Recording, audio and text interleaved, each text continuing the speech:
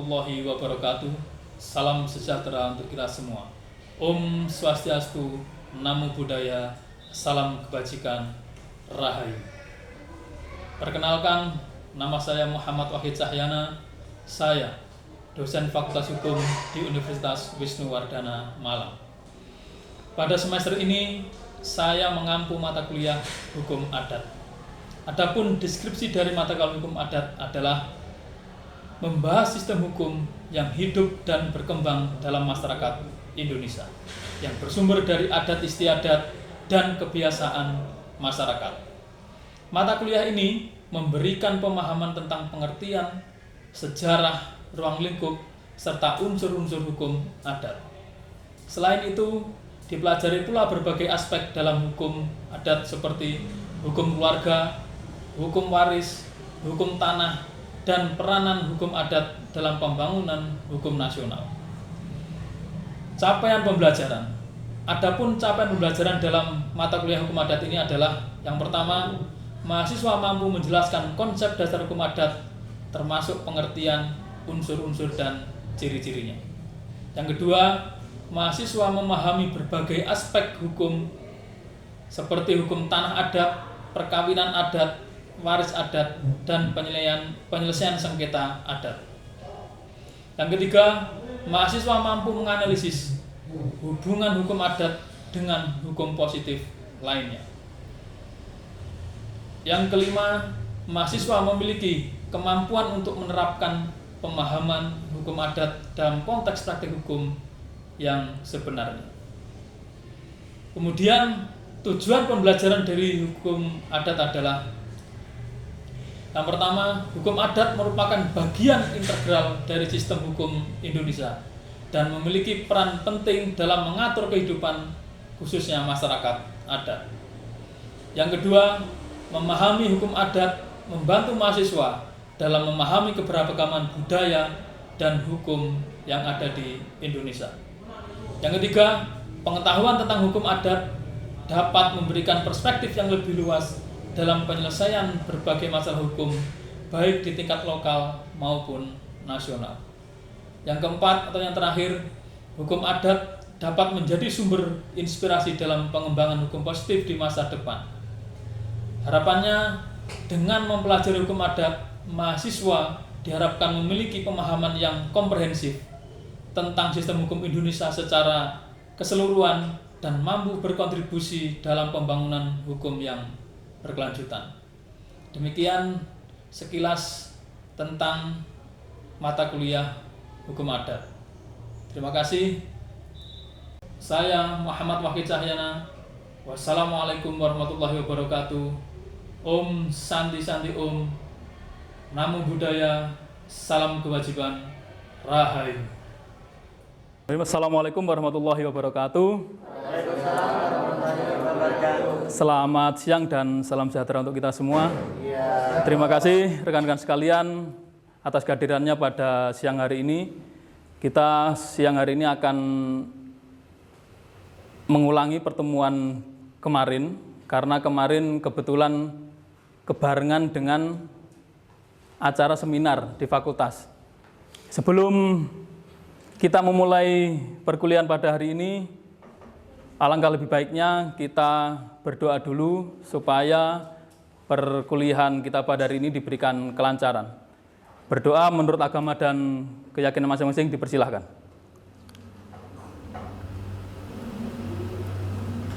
Terima kasih. Sebelumnya akan saya absen dulu karena ini penting. Karena kan kemarin pas waktu kontrak kuliah sudah kita bahas terkait dengan kehadiran dari teman-teman sekalian.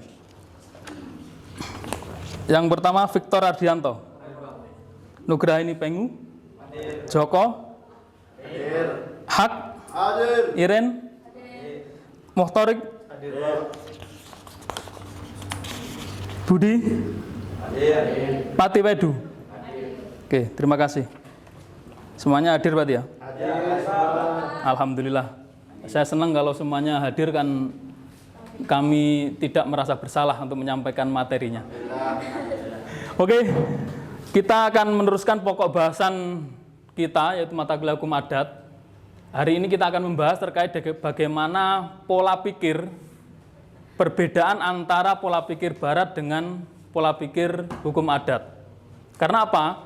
Itu sangat penting kita ketahui kaitannya dengan bagaimana arah demokrasi kita berbeda atau sama dengan demokrasi yang ada di luar negara kita, ataupun di Eropa atau di negara yang lain, atau di Amerika juga. Apakah nanti bentuk demokrasi kita sama atau beda, itu yang menentukan adalah bentuk dari pola pikir ini. Yang jelas ada beberapa perbedaan yang mendasar terkait dengan pola pikir antara pola pikir barat dengan pola pikir kita sebagai orang timur atau pola pikir kita selaku pemikiran secara adat. Ini saya mengutip dari Prof. Kusnu.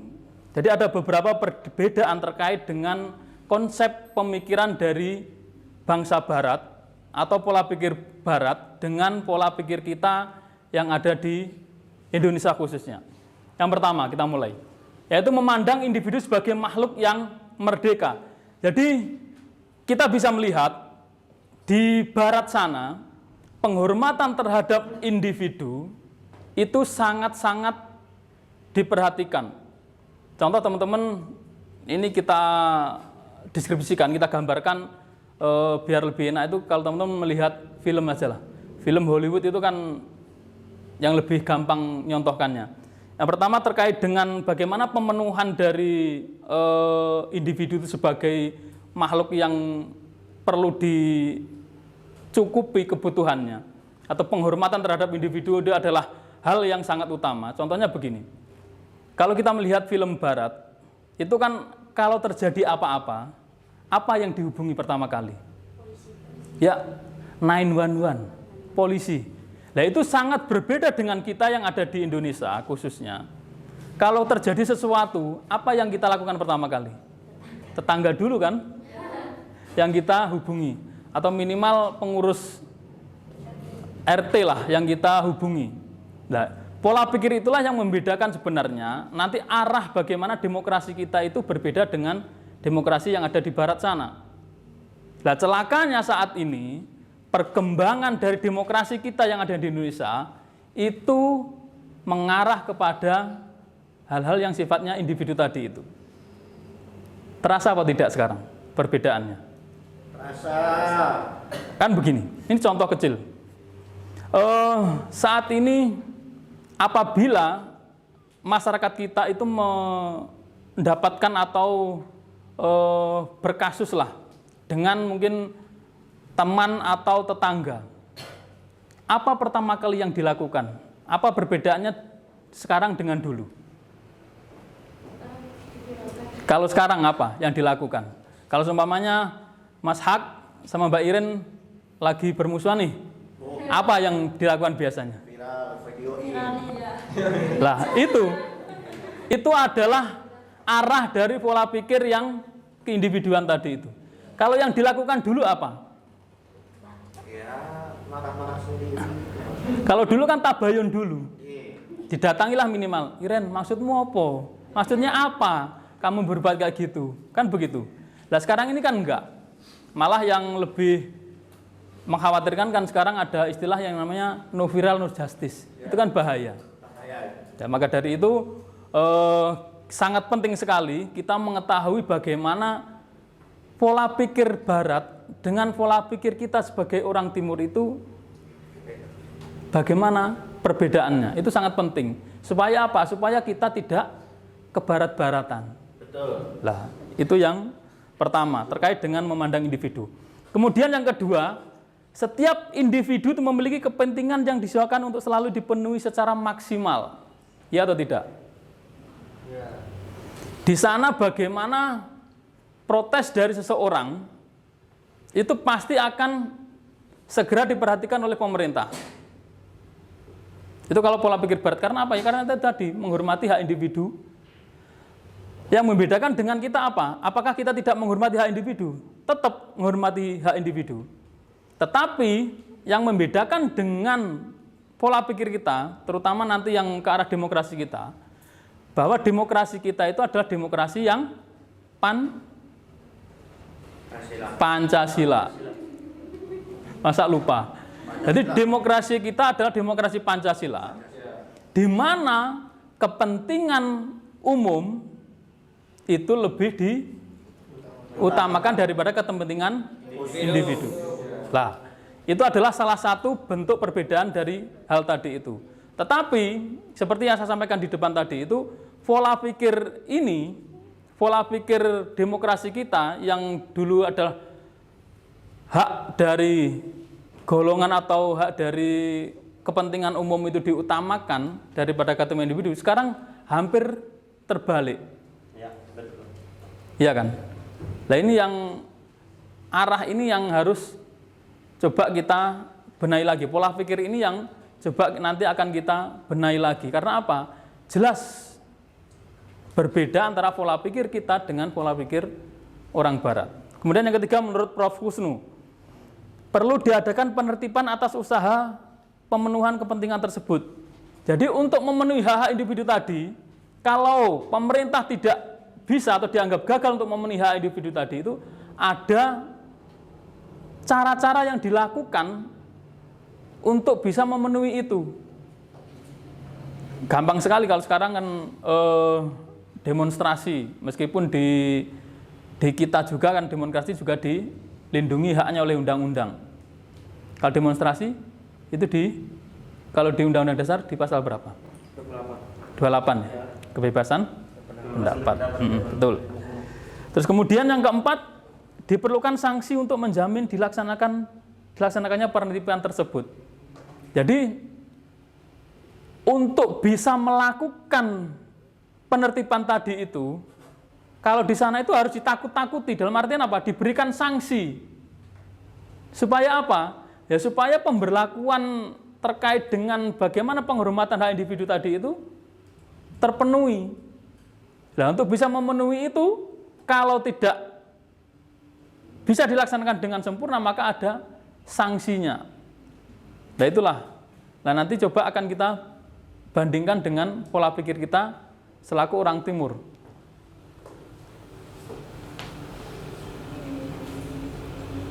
Nah ini konsep pemikiran adat.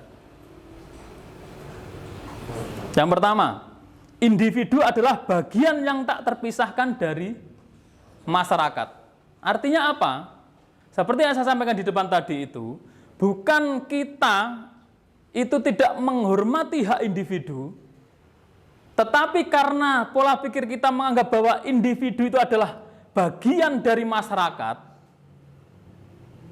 maka hak dari individu ini nanti dipenuhi tetapi berbarengan dengan hak-hak masyarakat yang lain. Karena apa itu tadi? Arah demokrasi kita berbeda dengan demokrasi yang ada di luar sana. Nah, jadi jangan sampai nanti teman-teman yang suka ikut menyuarakan pendapatnya, jangan sampai salah menilai itu. Dalam artian begini, kita boleh menyuarakan pendapat, tetapi minimal kita tahu apa yang kita suarakan itu. Sudah benar enggak itu? Apakah itu hanya mewakili individu saja, ataukah itu sudah mewakili dari kepentingan kelompok memang yang kita perjuangkan itu. Jadi itu. Yang pertama bahwa seperti gini, kita adalah manusia itu kan tidak hanya sebagai makhluk individu, tetapi juga sebagai makhluk sosial. Artinya apa? Untuk pemenuhan hak individu tadi itu juga memerlukan orang lain. Ini kita bicara terkait dengan hak. Kalau hak individu yang membatasi hak kita itu apa? Artinya begini, Mas Franky mempunyai hak untuk menyampaikan pendapat di muka umum, atau diberi wewenang atau diberi kebebasan undang-undang untuk menyampaikan pendapatnya di muka umum. Tetapi hak Mas Franky tadi itu menurut teman-teman dibatasi oleh apa? Untuk hak orang lain untuk apa? atau melindungi haknya orang lain. Ya, hak untuk mendapatkan kebebasan juga. Akhirnya apa? Hak dari Mas Franky tadi itu menyampaikan pendapat, itu jangan sampai dia mengganggu hak orang lain.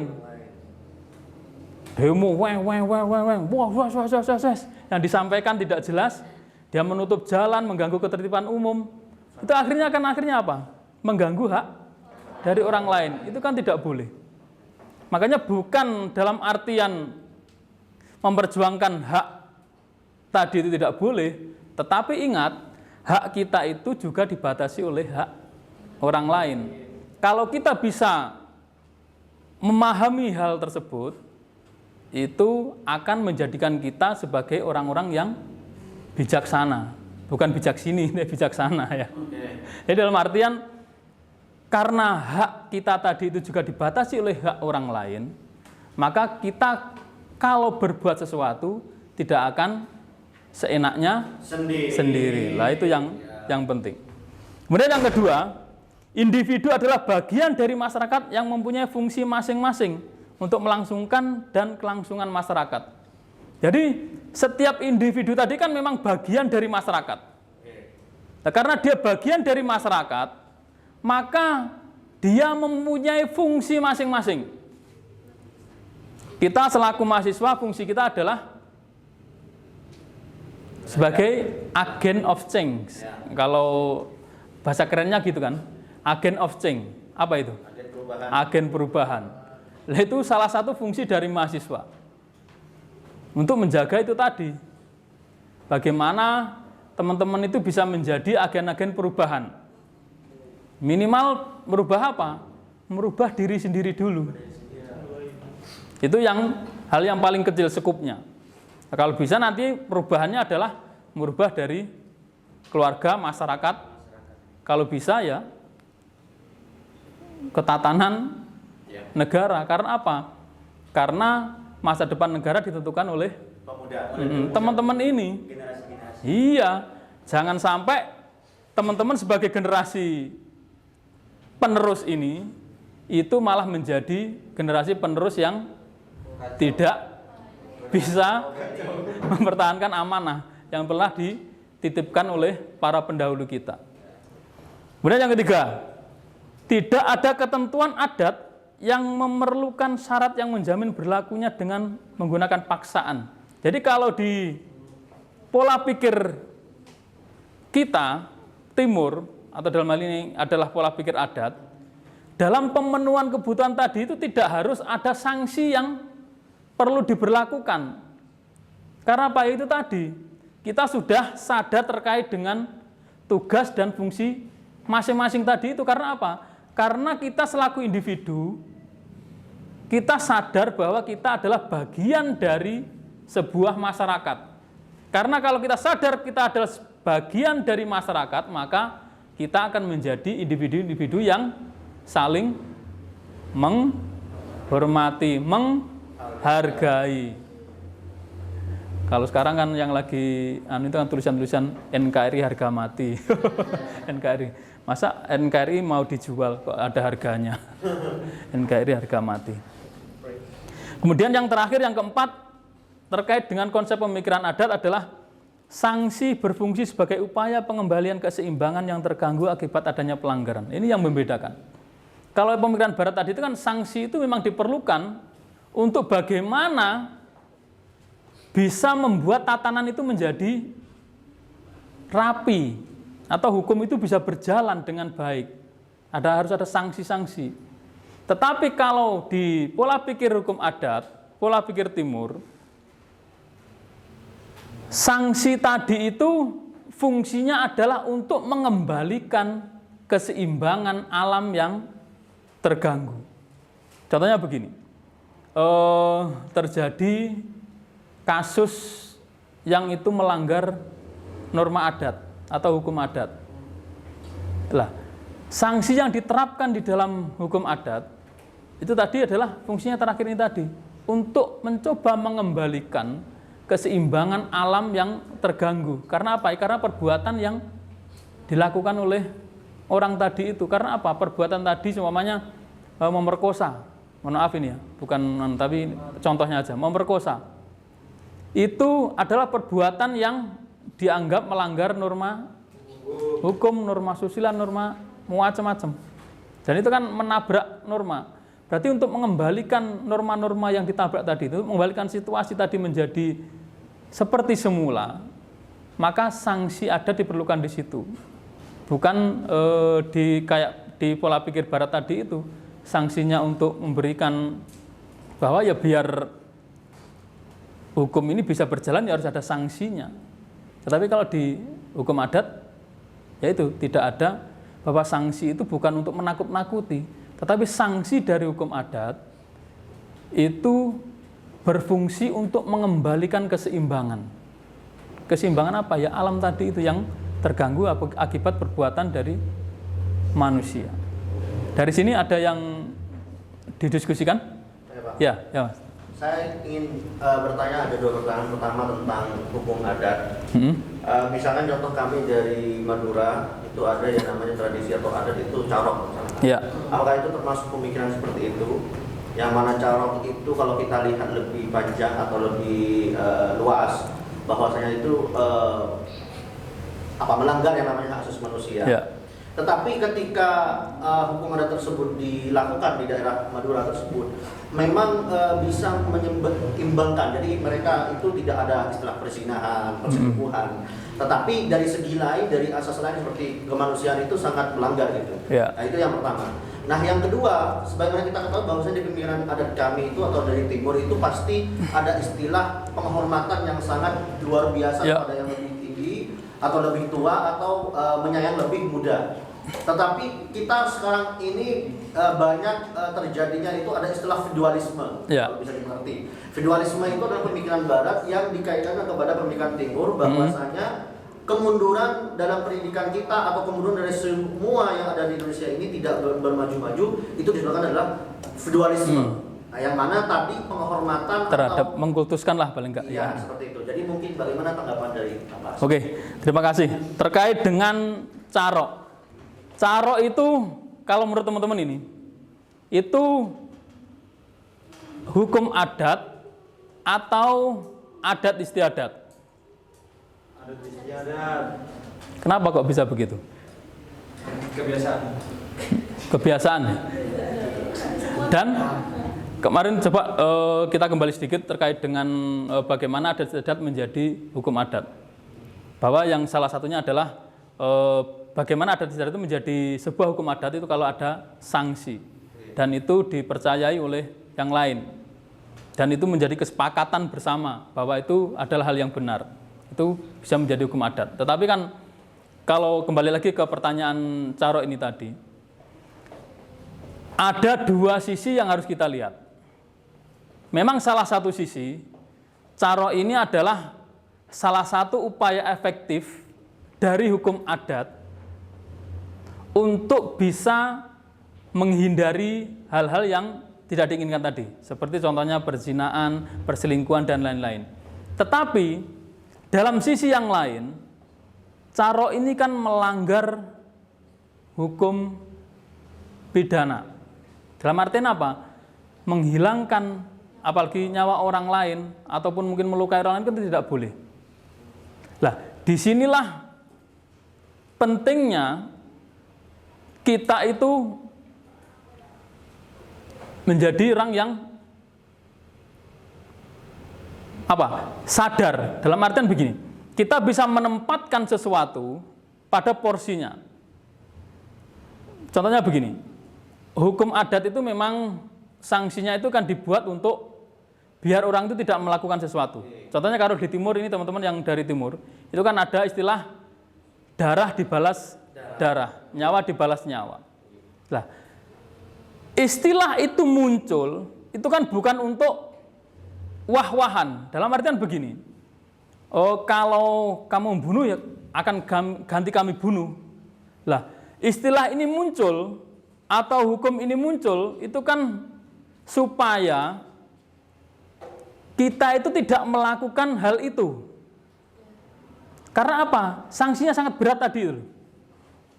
Kalau kamu menumpahkan darah orang lain, maka jangan salahkan kalau darahmu juga nanti akan ditumpahkan juga. Dalam artian begitu. Terus yang kedua, terkait dengan pola pikir tadi itu, feudalisme. Kita harus bijak menyikapi hal itu. Karena apa? Kita di timur dengan barat itu berbeda. Khususnya kita di Indonesia, kita adalah negara demokrasi yang Pancasila. Di mana sila pertama kita adalah ketuhanan yang Maha Esa. Kalau kita ngomong ketuhanan yang Maha Esa, berarti negara kita adalah negara yang berketuhanan. Dan negara kita adalah beragama, negara yang beragama. Artinya apa? Dalam agama apapun, menghormati yang lebih tua, menghormati guru, itu kan memang diajarkan. Dan itu bukan hal yang tidak baik. Tetapi memang itu di barat, kan karena tidak mengenal itu tadi, konsep itu tadi, itu dianggap sebuah hal yang kemunduran. Coba teman-teman di barat pasti orang tua, anak memanggil orang tuanya kadang yang namanya. Coba kalau di kita, ada tempeleng, wah kamu yang memberi nasi, kamu manggil bapak kok seenaknya sendiri. Itu ya, dari dua pertanyaan tadi, ada dua hal yang berbeda memang. Intinya muaranya adalah bahwa pola pikir barat dengan pola pikir timur itu bagaikan dua sisi mata uang yang berbeda. Jadi tergantung kita bagaimana menyikapi hal itu menjadi sebuah pola pikir yang bisa mengarahkan kita menjadi pola pikir yang lebih baik ataupun manusia yang lebih baik lagi. Oke, ada yang didiskusikan lagi? Cukup, Pak. Cukup ya. Kalau begitu, saya kira pertemuan hari ini cukup. Nanti akan kita lanjutkan di pertemuan berikutnya.